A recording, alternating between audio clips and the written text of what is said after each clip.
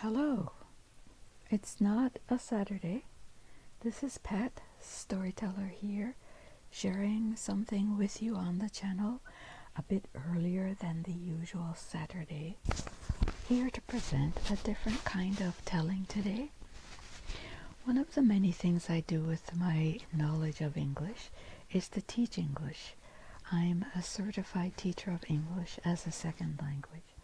I have also been many years in the field of editing newspaper articles, academic papers, and more recently children's books and poetry. I love editing. It is just a joy to help people perfect their creative works. Anyway, with that said, I'd like to share with you a few of the many ways that grammar works. I mention these because the ones that you'll see here are some of the common mistakes that we use every day. Of course, it always has to be acknowledged that language is fluid, and therefore the rules of grammar have to also acknowledge that and bend with the times. After all, the main point in communication is to be understood by your audience, the person or persons to whom you are communicating your thoughts and ideas. Anyway, along the way, you'll hear a few grammar terms, technical terms. You've probably heard them before, but I'll mention them. These are subject pronouns. Subject pronouns are, for example, I, he, she, they, and you see them at the beginning of sentences mostly, and object pronouns, which will follow verbs and prepositions. Those would be, for example, me, us, them, him, her. The confusion comes when we use these pronouns together, connecting them with and. By themselves, there's less confusion, but alright, let's have a look at the first sentence that shows how often this particular confusion of where to put the I and the me happen.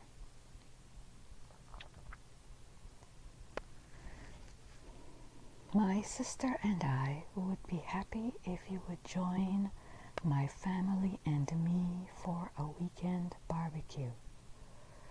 So this is correct. And you see how me follows the verb join. The easy way to figure out if it would be correct to use I with my sister is to take my sister and away from the sentence and just leave the other part, in which case you now hear what we are all used to. I would be happy if you would join my family and me for a weekend barbecue. Because it would not be common to say me would be happy. Unless you're on Sesame Street. I'm trying to remember which Muppet character speaks like that. But you get the idea. I would be happy if you would join me for a weekend barbecue. The next confusion often comes with when to use she and when to use her at the beginning of a sentence. Here you can see she and I will meet you at her house. And so this can be a little more difficult because I hear this one quite often, her and I. But if you take and I away, then you have she will meet you at her house as being correct. You wouldn't usually hear her will meet you at her house, not even on Sesame Street. When do we use her? We use it with possessive things. Therefore, her sister will meet you at her house. And of course, her otherwise would be placed at the end of this sentence. For example, I will speak with her. The next confusion that often comes up about when to use me and when to use I in the case of the occurrence of prepositions. This is the difficulty. Prepositions are those funny little words, on, at, by, for, and the one you see here, between, showing a relationship between one thing and another in this case. Whenever you come to my house, my cat will immediately place himself between you and me. So here is the placement of me, the object pronoun, and the object pronoun always follows the preposition. So even if this kind of expression starts the beginning of a sentence, between you and me, because the grammar rule is after a preposition, the pronoun must be the object form. So the grammar rule for the location of object pronouns, me, her, him, us, them, is that these always follow the preposition or follow the verb in the sentence.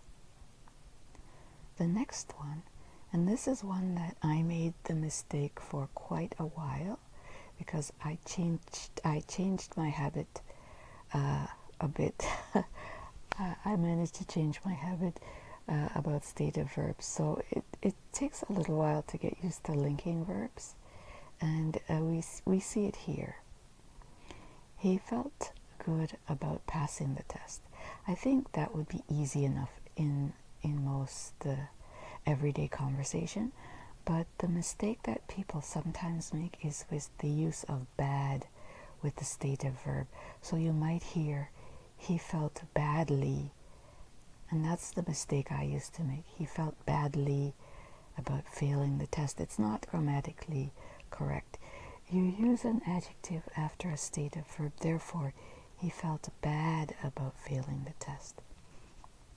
If you're not sure if it's working as a linking verb, because sometimes linking verbs can also function as action verbs, depending on your meaning, depending on the contextual use, because feel is an action sometimes. It's also a state of being. So if it's meant to be a stative verb, you could switch out felt and replace it with the verb be, in this case, the past tense. He was bad about failing the test, or he is bad about failing the test works. It still makes sense.